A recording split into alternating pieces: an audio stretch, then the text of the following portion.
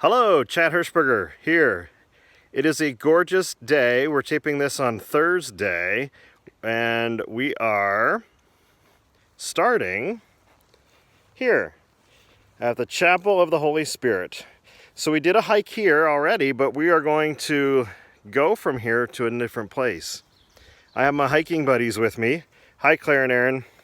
Hi. Can you tell everybody what we just saw before we started this video? A snake. We just saw a snake. I was just telling them about how snakes used to crawl in the altar at Holy Spirit, and by golly, behind the altar, a snake crawled in, slithered right in to the rocks. Just as I was asking, do they still go in there? Yeah, so we're gonna be cautious on our hike because we did see a little snake. So today, And then I yelled, snake! and you know what happened when you yelled? The snake went away. All right. We're going to take a hike from Holy Spirit. You see, flip the camera around. You see it there through the trees. Chapel of the Holy Spirit. We're going to walk down to the big tree today. Now, kiddos, Aaron, you've never been to the big tree, right? Yeah, I've only seen it. And Claire's only seen it, from the car, right? Or did we walk in? No, we just saw it. Okay. I pointed out on the road. So we're going to walk down. I love this trail. This is a nice trail. It's one of those trails that doesn't get used as often here at camp as it'd be nice. They probably should. I've been down here a couple times in the off season. Just really like this trail. And so we're walking down the big tree. One of the reasons we haven't come down to the big tree very often the last couple of summers is the big tree is getting old and the branches are starting to fall off. And we try to keep the kids away from it more than we used to because of that reason, for safety reasons. But we're going to walk down. We've had a lot of rain lately, and we're just walking through some mud here. Let's show everybody the mud. Look at all this mud. Oh, you know what? We could look. Oh, is that a camel print? I can't tell. I think it is. Me too. Yeah, that might have been a camel print. Aaron was wondering when we walked down to Holy Spirit if the camels might come to Holy Spirit at all. Maybe they'll have a worship service. Yeah, we'll have to see. Hopefully, 6 feet away, camels! yes, practice social camel distancing. No. Actually, you know what? At camp, we practice camel distancing. We stay 6 humps away. Get it? 6 humps away. Oh, it's muddy. Yeah, Claire was smart today. She's done enough of these hikes now to know to bring 2 pairs of shoes. So we're walking down here. Let me tell you something about the big tree. When I was a camper, my very first summer, we came down here and my counselors told us that there was historical significance to the big tree. They said that it was... You okay? You okay? Oh, you okay? It's still hot. Stop. We have some thorny things that are trying to hitch a ride with us. You good? Yeah. Okay. It still hurts. Where does it hurt? But, like, here. Did you get a thorn in you? I don't know. All right. Here's some. We have a little thing there. You got better? Yeah. All right. So anyway, my counselor said that it was the largest black walnut tree in the United States of America. And that National Geographic wanted to buy the land around it to own it, and camp wouldn't sell it to them. Can you believe that? Now, Awesome. I did a lot of historical research on camp for my master's thesis, and I could find no documentation to back up that claim. So I'm wondering now if perhaps it was just a story my counselors told us. A bigger than life story. Watch when you go over the branch here. But I don't know. When I interviewed Don Mintzmoyer, early in my days as director, Don was the director here in the 1960s, the late 60s. I asked him about the significance because I have heard over the years that it's the largest black walnut tree in the United States. I heard that it's the largest black walnut tree in Pennsylvania. I've heard that it's the largest black walnut tree in Union County. Again, I found no documentation to back up those claims.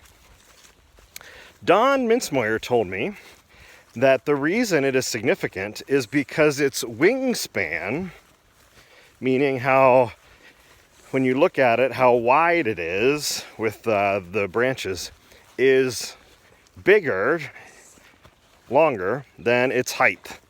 And he said that's why it was significant, because most trees that is not the case, but this one it is. So those are some things that I know about the big black walnut tree. So it is a black walnut tree, and we have named our planned giving society the Black Walnut Tree Society in honor of this black walnut tree, because we do know that it is pretty old, and the tree is sort of a legacy here at the camp.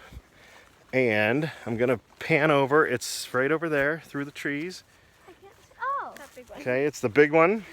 We're gonna continue down this path. Isn't this a nice path, kiddos? I like that it's like grassy and not super muddy. Yep. This path is used for the dandelion trail. So the runners, while we're going downhill, the runners have to go uphill. They have to run up this. When I've run the dandelion run, which I've done once or twice, I always try to save some energy because I know that there's uphill at the end. So we're coming around. Road. Yep, there's the road. What's that house?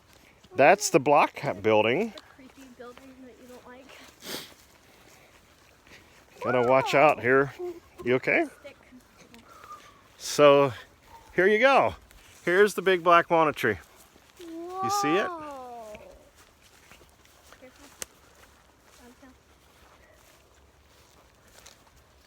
So we used to bring kids down here to do Bible studies and do other things. But as you can see, branches have fallen off, and the wingspan probably no longer is as wide as the height, because you can see right there the branch fell off. But this is the big black walnut tree.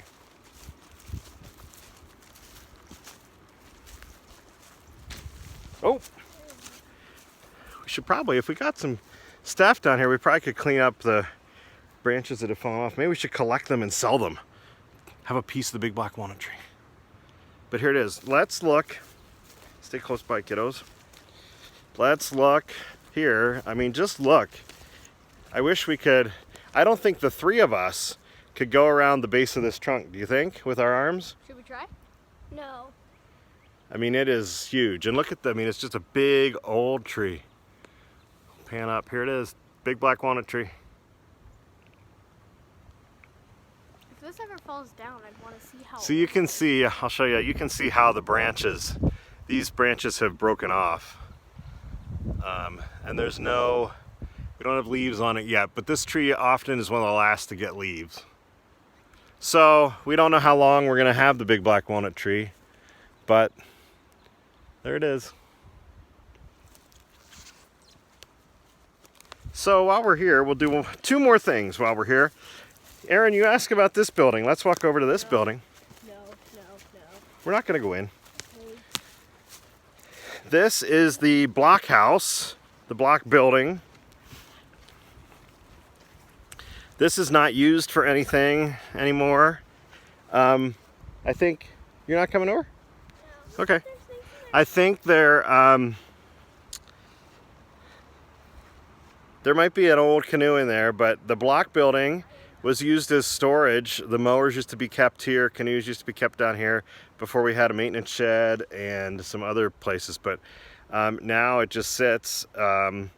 We had talked about maybe tearing it down, but that was cost prohibitive. Those are cinder blocks, actually cinder blocks. They're made out of the old cinders, they're not cement blocks. So even we looked at maybe an old, like a farmer wanting it for a barn or something, like the materials, but it just wasn't feasible to do anything with it. So it still sits here.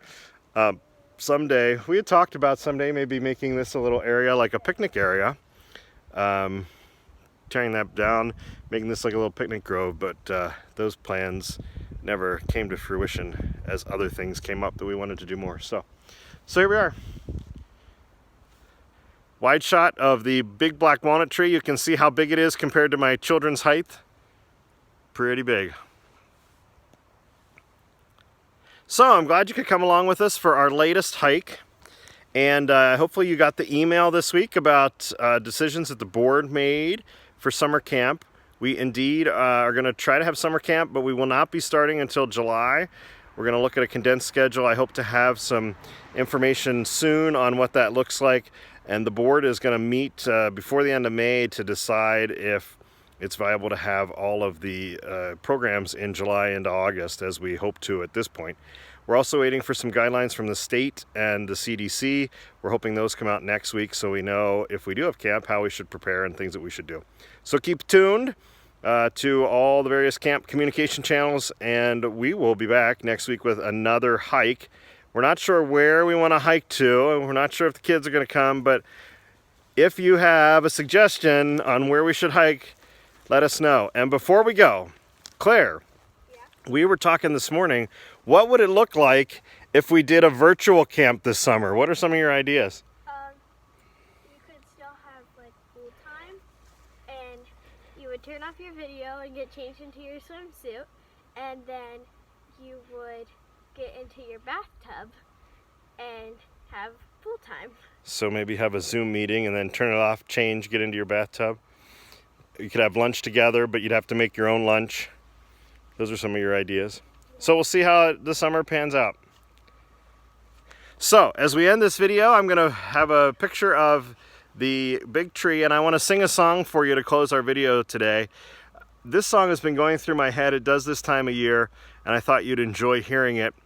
Take a couple of minutes maybe to stop what you're doing, take a deep breath, look at the big tree, and listen to these words from a favorite camp song, a classic. What a wondrous time is spring, when all the trees are budding. The birds begin to sing, the flowers start their blooming. That's how it is with God's love. Once you've experienced it, you'll want to sing. It's fresh like spring.